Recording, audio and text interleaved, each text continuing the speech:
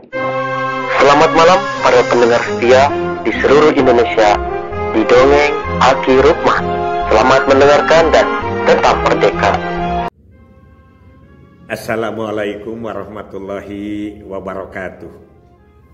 Bismillahirrahmanirrahim. Alhamdulillahilladzi anzala sakinata fi qulubil mu'minin liyazdadu imanama imanihim.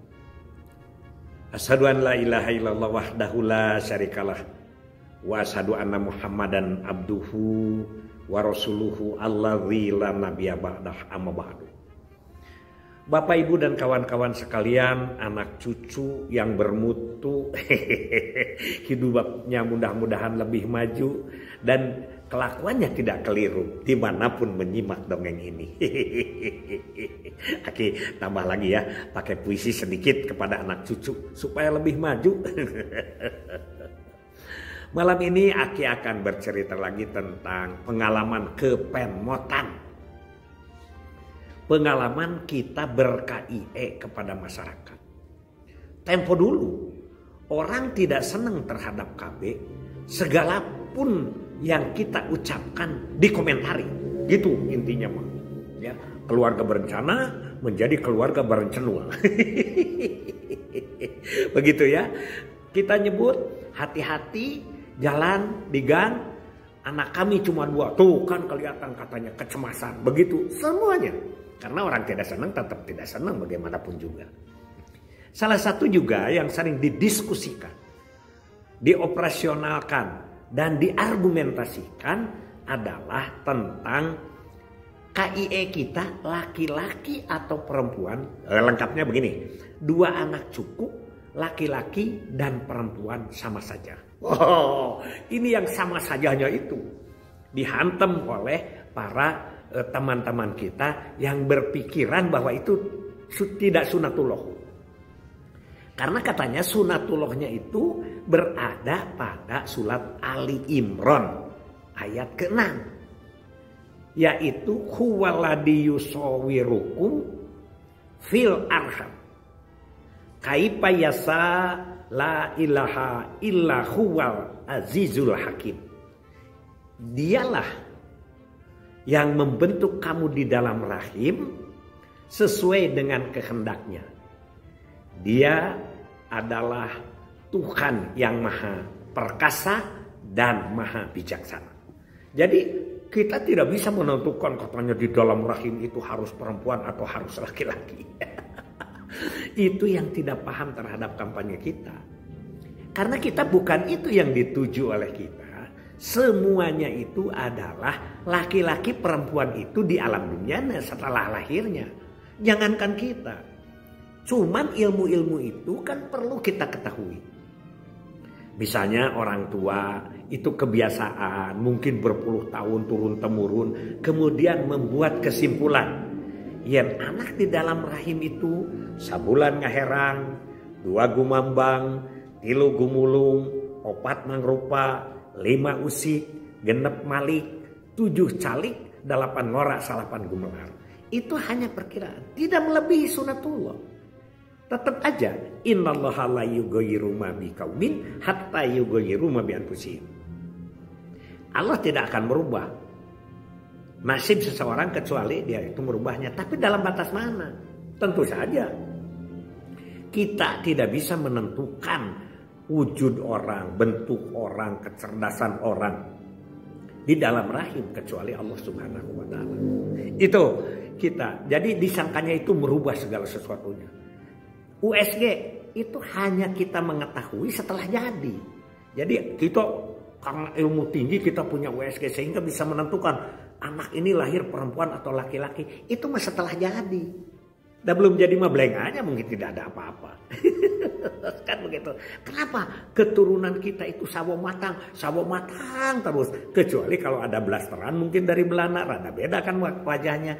Itulah kekuasaan Allah yang menciptakan manusia berbeda suku dan berbeda wujud serta berbeda karakter.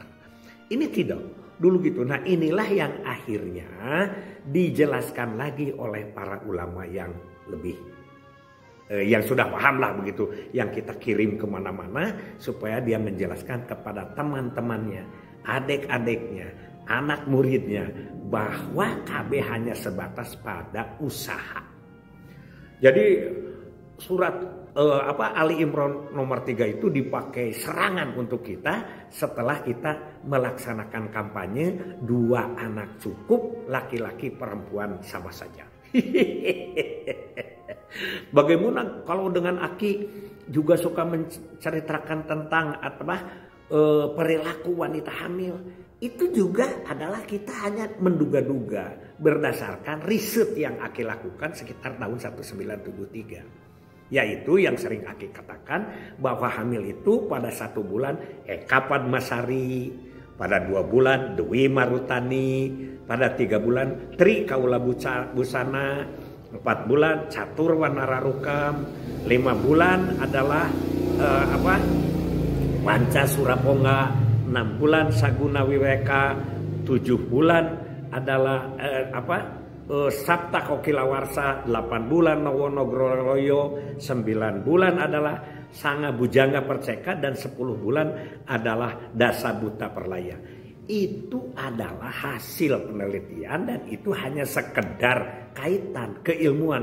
Atau kalau begitu mah buat apa ada kedokteran? Buat apa pertanian, memakai pupuk dan lain sebagainya? Itu senjata-senjata kita dulu dalam mengkampanyekan program keluarga. Tidak mudah, tidak mudah.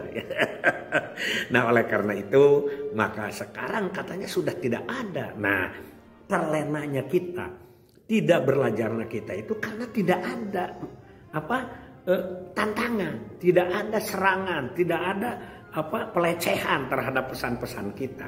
Sekarang itu sudah datar-datar saja. Nah, sekarang kemana? Kita jangan tinggal diam karena kita sekarang sudah tidak ada tantangan, tapi terus kita berjuang karena pembangunan keluarga lebih rumit. Lebih rumit. Apakah standar keluarga berkualitas yang kita sebut 9 itu mereka setuju? Belum tentu, tapi ini harus didiskusikan. Hanya saja kita melihat bahwa ini sudah tidak ada lagi hal-hal yang agak sedikit berseberangan. Apalagi dengan konsep bahwa 2 anak lebih sehat itu sudah tidak akan ada lagi tantangan. Memang semua juga, jangankan yang 2, yang banyak ingin sehat. Tapi kalau 2 lebih sehat itu akan lebih bagus. Kan di tahun 70 juga sudah berkampanye seperti itu. KB keluarga berencana, KB program ti pamerintahan, KB pancen urang sarerea, KB hayu urang laksanakeun. Begitu, jadi sudah disebut dari sananya. Makanya sekarang ini KIE sudah tidak ada. Tinggal sekarang kita jelaskan yang dimaksud dengan sejahtera, sehat, maju, mandiri, berwawasan ke depan, punya anak ideal, ya, terus bertanggung jawab, harmonis dan bertakwa kepada Tuhan Yang Maha Esa. Yang 9 aspek berkaitan dengan keluarga berkualitas itu kita banyakkan kampanye dengan berkualitas. Dulu Aki masih ingat punya teman di Riau, ya, di Riau di Pekanbaru. Kepala BKKBN Riau dulu penot dengan Aki lama, yaitu Pak Marlis Alamsa. Pak Marlis Alamsa itu pindah ke pusat juga jadi direktur. Dia membuat bersama-sama dengan Penmot waktu itu di Jawa Timur ada pertemuan dengan Aki seminggu. Dia membuat ayat-ayat yang berkaitan dengan 8 fungsi. Aki dulu punya bukunya, sekarang kemana nggak ada. Nah, perdalamlah KIE kita supaya kita ber-KIE lebih berkualitas di zaman now.